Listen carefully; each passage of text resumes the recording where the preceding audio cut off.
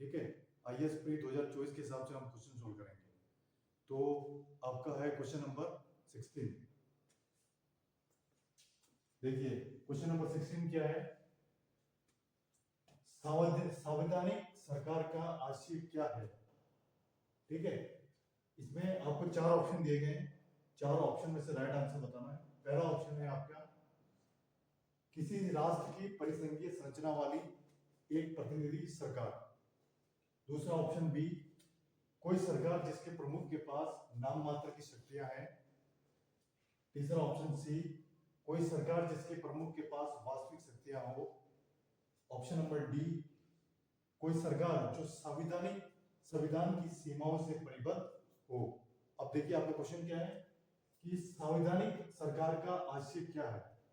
तो इसमें से जो आपका राइट आंसर है वो है ऑप्शन नंबर डी, यानी कोई सरकार जो संविधान की सीमाओं से परिबद्ध हो, ये आपका राइट आंसर।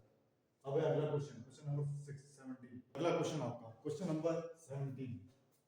देखिए क्वेश्चन नंबर 17 क्या है, निम्नलिखित कथनों पर विचार कीजिए। इसमें आपको दो कथन दिए गए हैं, यानी दो स्टेटमेंट दिए गए, उन पर विचार करने के बाद में आपको राइट आंसर देना है। जो पहली कंडीशन है, राज्यसभा का सभापति तथा उपसभापति उस सदन के सदस्य नहीं होते हैं। नंबर 2 कंडीशन, जबकि राष्ट्रपति के निर्वाचन में संसद के दोनों सदनों के मनोनीत सदस्यों का मतदान का कोई अधिकार नहीं होता, उनको उपराष्ट्रपति के निर्वाचन में मतदान का अधिकार होता है। ये आपकी दो कंडीशन है। और आपका क्वेश्चन क्या है, उपयुक्त कथनों में से कौन सा सही है। इसमें आपको चार ऑप्शन दिए गए। पहला ऑप्शन है केवल एक, दूसरा ऑप्शन है एक व दो दोनों, तीसरा ऑप्शन है केवल दो, और डी ऑप्शन है आपका न तो एक और न ही दो। अब देखिए आप क्वेश्चन क्या है, निम्नलिखित कथनों पर विचार कीजिए, यानी दोनों स्टेटमेंट को पढ़ने के बाद में आपका जो राइट आंसर होगा वो है ऑप्शन नंबर बी, यानी जो दूसरी कंडीशन है वो सही। तो दूसरा ये आपका राइट आंसर हो जाएगा बी ऑप्शन। ठीक है, अब है अगला question, question number 18। Question number 18 देखिए क्वेश्चन नंबर 18 क्या है, निम्नलिखित कथनों पर विचार कीजिए। इसमें आपको तीन कंडीशन दी गई है, तीनों कंडीशन को पढ़ने के बाद फिर आपको राइट आंसर देना है। पहली कंडीशन क्या है, राष्ट्रीय विकास परिषद योजना आयोग का एक अंग है। ठीक है। नंबर 2 सेकंड कंडीशन, आर्थिक और सामाजिक योजना को भारत के संविधान की समवर्ती सूची में रखा गया है। कंडीशन नंबर 3, भारत का संविधान वह विधित करता है कि पंचायतों को आर्थिक विकास एवं सामाजिक न्याय की योजना बनाने का कार्यभार दिया जाना चाहिए। अब आपका क्वेश्चन क्या है, उपयुक्त कथनों में से कौन सा सही है। इसमें आपको चार ऑप्शन दिए गए हैं। ऑप्शन नंबर ए केवल एक, ऑप्शन नंबर बी केवल दो तीन, ऑप्शन नंबर सी केवल एक व तीन, ऑप्शन नंबर डी एक दो तीन। तो इसमें आपको राइट आंसर बताना है। क्वेश्चन आपका है निम्नलिखित कथनों पर विचार कीजिए। तो जो इसमें आपका राइट आंसर है वो है ऑप्शन नंबर बी, यानी केवल दो व तीन, यानी दूसरी और तीसरी कंडीशन सही है। ठीक है, ये हो गया आपका right answer option number B. अब है अगला क्वेश्चन, क्वेश्चन नंबर 19। ठीक है, अगला क्वेश्चन है आपका क्वेश्चन नंबर 19। क्वेश्चन नंबर 19 क्या है, भारत के संविधान के अनुसार निम्नलिखित में से कौन सा देश के शासन के लिए आधारभूत है। ठीक है, ये आपका क्वेश्चन है। चार ऑप्शन आपको दिए गए हैं। पहला ऑप्शन, ऑप्शन ए मूल अधिकार, ऑप्शन बी मूल कर्तव्य, ऑप्शन सी राज्य की नीति के निर्देशक तत्व, ऑप्शन डी मूल अधिकार तथा मूल कर्तव्य। आपका क्वेश्चन क्या है कि भारत के संविधान के अनुसार निम्नलिखित में से कौन सा देश के शासन के लिए आधारभूत है। तो इसमें से जो आपका राइट आंसर होगा वो होगा ऑप्शन नंबर सी, राज्य की नीति के निर्देशक तत्व। ये आपका राइट आंसर। ठीक है, अब है अगला question, question number 20। Question number 20 देखिए क्वेश्चन नंबर 20 क्या है, निम्नलिखित कथनों पर विचार कीजिए। आपको तीन कथन दिए सबसे पहली कंडीशन है केंद्र में मंत्रिपरिषद संसद के प्रति सामूहिक रूप से उत्तरदायी होगी। ठीक है। नंबर 2 कंडीशन, संघीय मंत्री भारत के राष्ट्रपति के प्रसाद पर्यंत पद धारण करेंगे। नंबर 3 कंडीशन, विधि निर्माण हेतु प्रस्ताव के बारे में प्रधानमंत्री राष्ट्रपति को सूचित करेगा। ये आपकी 3rd कंडीशन। क्वेश्चन है आपका, उपयुक्त कथनों में से कौन सा सही है? इसमें आपको 4 ऑप्शन दिए गए। ए ऑप्शन केवल 1, बी ऑप्शन है 2 और 3, सी ऑप्शन है केवल 1 व 3 और डी ऑप्शन है आपका 1, 2 व 3। अब आपका क्वेश्चन क्या था कि निम्नलिखित कथनों पर विचार कीजिए, यानी तीनों स्टेटमेंट को पढ़ने के बाद राइट कौन सा है? तो इसमें जो आपका राइट आंसर है वो है बी ऑप्शन, यानी 2 व 3, यानी ये दूसरी और ये तीसरी कंडीशन राइट है। तो आपका ऑप्शन बी राइट हो गया। ठीक है। अब है अगला क्वेश्चन। यस, आपका अगला question question number 21। Question number 21 क्या है? निम्नलिखित कथनों पर विचार कीजिए। इसमें क्या है? भारत का महान्यायवादी। अब देखिए इसमें आपको 4 कंडीशन दी गई है, चारों कंडीशन को पढ़कर फिर आपको राइट आंसर देना है। सबसे पहली कंडीशन क्या है? लोकसभा की कार्रवाई में भाग ले सकता है। नंबर 2 कंडीशन, लोकसभा की किसी समिति का सदस्य हो सकता है। नंबर 3 कंडीशन, लोकसभा में मतदान कर सकता है। नंबर 4 कंडीशन, लोकसभा में बोल सकता है। अब आपका क्वेश्चन क्या है? उपयुक्त कथनों में से कौन सा सही है? 4 ऑप्शन दिए गए। ए ऑप्शन केवल 1, बी ऑप्शन है 2 और 4, सी ऑप्शन है आपका 1, 2 व 4 और डी ऑप्शन है आपका 1 व 3। क्वेश्चन आपका क्या है? निम्नलिखित कथनों पर विचार कीजिए। भारत का महान्यायवादी, यानी भारत के महान्यायवादी के बारे में पूछा गया है आपसे। तो 4 कंडीशन में से जो आपका राइट आंसर है वो है ऑप्शन नंबर सी, यानी पहली, दूसरी और चौथी, ये 3 कंडीशन आपकी राइट है। तो आपका ऑप्शन सी राइट है। ठीक है। अगला क्वेश्चन नंबर 22। 22 क्वेश्चन क्या है? भारत में उच्चतम न्यायालय में न्यायाधीशों की संख्या में वृद्धि करने की शक्ति किसमें निहित है? ठीक है। इसमें 4 ऑप्शन आपको दिए गए हैं। ऑप्शन नंबर ए, भारत के राष्ट्रपति। ऑप्शन नंबर बी, संसद। ऑप्शन नंबर सी, भारत का मुख्य न्यायमूर्ति और ऑप्शन नंबर डी है आपका विधि आयोग। तो इसमें आपका क्वेश्चन क्या है कि भारत में उच्चतम न्यायालय में न्यायाधीशों की संख्या में वृद्धि करने की शक्ति किसमें निहित है? तो इन 4 ऑप्शन में से आपका ऑप्शन नंबर बी राइट है, यानी संसद। ठीक है। अब है अगला क्वेश्चन, क्वेश्चन नंबर 23। देखिए क्वेश्चन नंबर 23 क्या है? निम्नलिखित कथनों में से एक को चुनिए जो मंत्रिमंडल स्वरूप की सरकार के अंतर्निहित सिद्धांत को अभिव्यक्त करता है। ठीक है। ये आपका क्वेश्चन है। उसमें आपको 4 ऑप्शन दिए गए हैं। 4 ऑप्शन में से राइट आंसर बताना है। पहला ऑप्शन, ऑप्शन नंबर ए, ऐसी सरकार के विरुद्ध आलोचना को कम से कम करने की व्यवस्था जिसके उत्तरदायित्व जटिल है तथा उन्हें सभी के संतोष के लिए निष्पादित करना कठिन है। ठीक है। ये है आपका option number A. Option number B, ऐसी सरकार के कामकाज में तेजी लाने की क्रियाविधि जिसके उत्तरदायित्व दिन प्रतिदिन बढ़ते जा रहे हैं। ठीक है। ऑप्शन नंबर सी, सरकार के जनता के प्रति सामूहिक उत्तरदायित्व को सुनिश्चित करने के संसदीय लोकतंत्र की एक क्रियाविधि। ठीक है।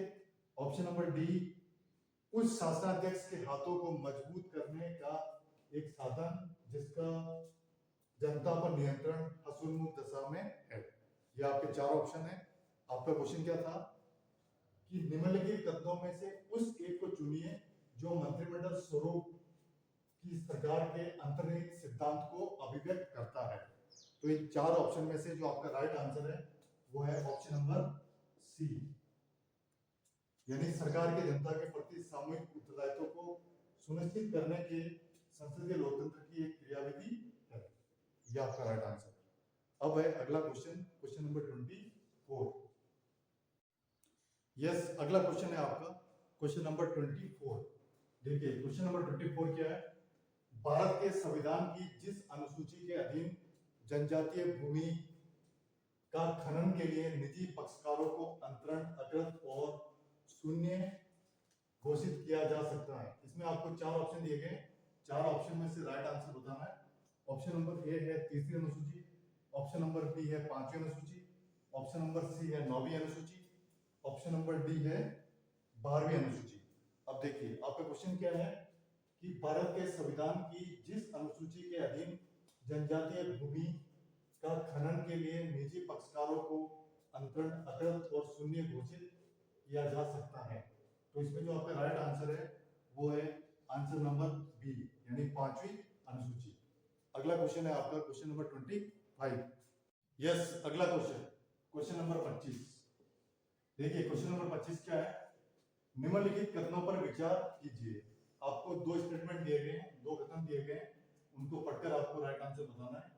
सबसे पहली कंडीशन क्या है, 10 जनवरी 1966 को पाकिस्तान के तत्कालीन राष्ट्रपति मोहम्मद अयूब खान के साथ ताशकंद घोषणा पर हस्ताक्षर किए थे। ठीक है। Number second condition, Lal Bahadur Shastri के शांति स्थल को विजयघाट कहा जाता है। ठीक है। क्वेश्चन क्या है आपका, उपयुक्त कथनों में से कौन सा कथन सही है। इसमें चार ऑप्शन दिए गए आपको, केवल एक, ए ऑप्शन, बी ऑप्शन केवल दो, सी ऑप्शन एक व दो दोनों, और डी ऑप्शन है तो एक नहीं दो। क्वेश्चन आपका क्या था, निम्नलिखित कथनों पर विचार कीजिए, यानी दोनों स्टेटमेंट को पढ़कर आपको राइट आंसर देना है।